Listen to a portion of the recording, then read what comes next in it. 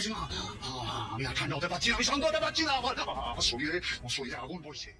এপিসোডের শুরুতে আমরা দেখতে পাই পাইক এসে দয়ারামকে বলে, আপনি আমাকে সেদিন যে খবরখানার খোঁজ নিতে বলেছিলেন সেটার খোঁজ এনেছি।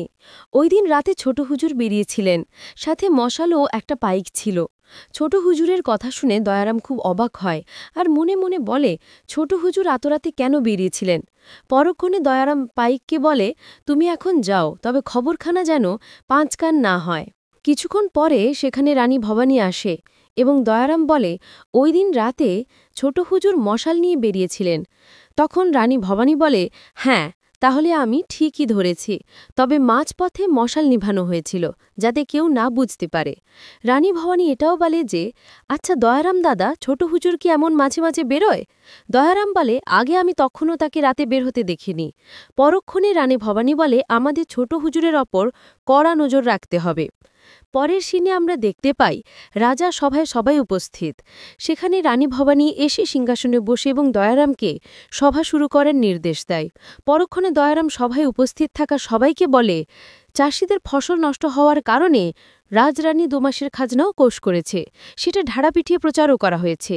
এদিকে সত্যনারায়ণ বলে, চারদিকে এখন শুধু রাজরানীর জয়ধ্বনি হচ্ছে।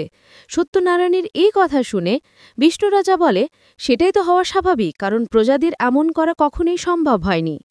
কিছুক্ষণ পরে পাইক এসে দয়ারামকে বলে, বাইরে চাষিরা মহারানী সাক্ষাৎ দেওয়ার অপেক্ষায় আছে। পরবর্তীতে আমরা দেখতে পাই চাষিরা রাজসভায় আসতেই মহারানী বলে, আপনাদের আবার কোনো নতুন সমস্যা হয়েছে? তখন চাষিরা বলে, মহারানী, নতুন কোনো সমস্যা নয়, তবে কালকে গাগর ডাল উৎসব, কিন্তু আমাদের ফসল নষ্ট হয়ে যাওয়ার কারণে কি করব কিছুই বুঝতে পারছি না। এইদিকে সত্যনারায়ণ বলে, এটা নাটোরের অতি প্রাচীন নিয়ম, প্রতি বছর শীতের ফসল কাটার পরে এ উৎসব পালন করা হয়, প্রতিটা ঘরে গাগর ডাল রান্না করা এবং খাওয়া হয়। পরক্ষণে বিষ্ণুরাজা বলে ওঠে, কোনো উৎসব হবে না, ফসল নষ্ট হওয়ার কারণে মহারানী যে খাজনা মওকুফ করেছে সেটা নিয়ে খুশি থাকো, আর কোনো উৎসব হবে না, চলে যাও এখান থেকে। ঠিক তখনই রানী ভবানী বলে, আপনারা কেউ যাবেন না, কালকে গারুড্ডার উৎসব হবে, সাথে দরিদ্র সেবা, ব্রাহ্মণ ভোজন এবং ভবানী মায়ের ভোগ নিবেদনের পুজো হবে। রানী ভবানীর এমন কথা শুনে বিষ্ণু রাজা বলে, এটা কেমন অনাচার, আমি থাকতে এই অনাচার কখনো হতে দিতে পারি না। রাজকোষ কি এতটাই সস্তা? আসলে মেয়ে মানুষ রাজ সিংহাসনে বসলে যা হয়। তখন রানী ভবানী বলে, দয়ারাম দাদা, আপনি প্রতিটা ঘরে এ উৎসবের নেমন্তন্ন পৌঁছে দেবেন, আর সে দায়িত্ব নেবেন ছোট হুজুর। পরক্ষণে বিষ্ণু রাজা বলে, আমার পক্ষে এটা কখনই সম্ভব নয়, আমি পারবো না। রানী ভবানী বলে, এটা আমার আদেশ। আদেশের কথা শুনে পর্দার আড়ালে থাকা ঈশ্বরী বলে, বাবা মশাই, তুমি তার বড় হয় আর তুমি তাকে আদেশ করছো? তখন রানী ভবানী বলে, আমার বয়স অনুযায়ী আমি কথাটা ভুল বলেছি, তার জন্য ক্ষমা প্রার্থী, কিন্তু নাটোরের রাজরানী হিসেবে আমি কোনো ভুল করিনি। পরের সিনে দেখানো হয় বিষ্ণু রাজা ঘরে গিয়ে ঘরের জিনিস ছুঁড়ে মারে। তখনই নিত্য গিয়ে বলে, আপনি একটু শান্ত হন, একটু মাথা ঠান্ডা করুন। পরক্ষণে বড়পেশি ঠাকুরমা গিয়ে বলে, বিষ্ণু, এত মাথা গরম করলে হবে না, তুই যে চরিত্রে দাগ লাগানোর কথা বলেছিলিস সেটাই তোকে করতে হবে।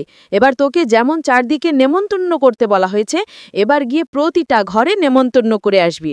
তাছাড়া ছাতিনা গ্রামে গিয়ে ব্রাহ্মণ পণ্ডিতদেরও তো নেমন্তন্ন করতে হবে, ব্রাহ্মণ পণ্ডিতের জ্বালাই দাও। পরবর্তীতে আমরা দেখতে পাই ইন্দু রান্নাঘরে কাজ করছিল। তখন সত্যনারায়ণ এবং দয়ারাম গেড়ে ইন্দু বলে, তোমাদের কি কোনো বোধ বুদ্ধি নাই? আমাদের রাজরানী মা হতেই চলেছে, আমাদের রামকান্তর শেষ চিহ্ন ওর গর্ভে বেড়ে উঠছে, তাই আপনারা ওকে আগুনের কাছে গিয়ে রান্না করতে নিষেধ করবেন। কিছুক্ষণ পরে রানী ভবানী আসলে সত্যনারায়ণ এবং দয়ারাম বলে, রাজরানী, আপনার এই অবস্থায় এখন আগুনের কাছে না যাওয়াই ঠিক, রান্নার দায়িত্বটা বড় বৌঠানের ওপর দিলে ভালো হয়। তখন রানী ভবানী বলে, কিন্তু আমি যে আমার প্রজাদের সামনে কথা দিয়েছি তাদের রান্না করে খাওয়াবো। তখন ইন্দু বলে, তোকে এত চিন্তা করতে হবে না, আমি আছি, সব সামলে নেব। আগামী পর্বে আমরা দেখতেই পাই রাজ পরিবারে নাটোরে সব প্রজারা উপস্থিত। সেখানে রানী ভবানী ব্রাহ্মণ পণ্ডিতদের খেতে দিলে ব্রাহ্মণ পণ্ডিতরা বলে, আমনির হাতে খেতে চাই না। তখন রানী ভবানী জানতে চাইলে ব্রাহ্মণ পণ্ডিতরা বলে, তোমার গর্ভে যে সন্তান বেড়ে উঠছে সেই সন্তান কার? রানী ভবানী বলে, আমার মহারাজার। পরক্ষণে ব্রাহ্মণ পণ্ডিতরা বলে, সাহস থাকলে সত্যি কথাটা বলেন মহারানী, আপনার গর্ভে সন্তান কার? তো দর্শক, এই ছিল আজকের আপডেট। প্রতিদিনের আপডেট সবার আগে পেতে আমাদের চ্যানেলটি এক্ষুনি সাবস্ক্রাইব করুন।